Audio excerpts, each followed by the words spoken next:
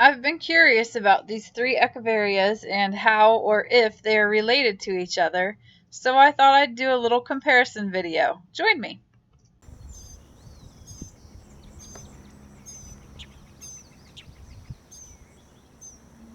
Liquid Amber Girl Gardening. When I decided to do this video, I had no idea how difficult it would be to find even just a little bit of information, but we're gonna go ahead and go with it. So we'll start with Black Knight. Echeveria Black Knight is actually, right now anyway, my favorite Echeveria. I love the color of it. I like that its leaves are kind of narrow and shaped differently than most Echeverias. It's just a really cool guy to have in your collection.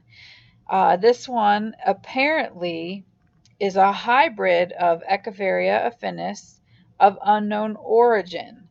And apparently it's something that was a self-sown seedling, and it's differentiated from Black Prince and other Echeverias because it has those narrow, kind of longer than normal leaves.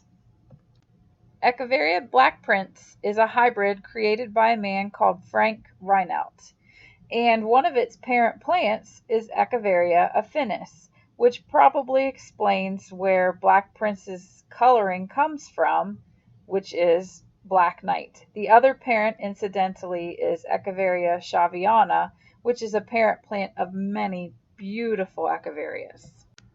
Finding information on Echeveria blueprints is not very easy. What little I did find was just kind of basics about it, like what zones it likes or prefers, and stuff like that. Nothing that was terribly helpful. I couldn't find the parentage or who was the creator of this Echeveria or even why it was given the name blueprints.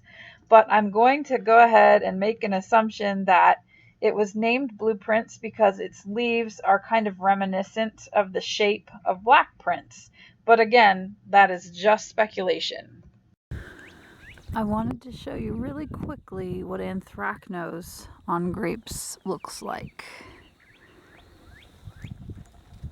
You can see the brown dots, and sometimes it even causes the leaf to grow in this kind of distorted fashion.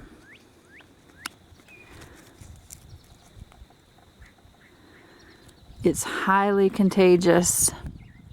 Here's a really bad vine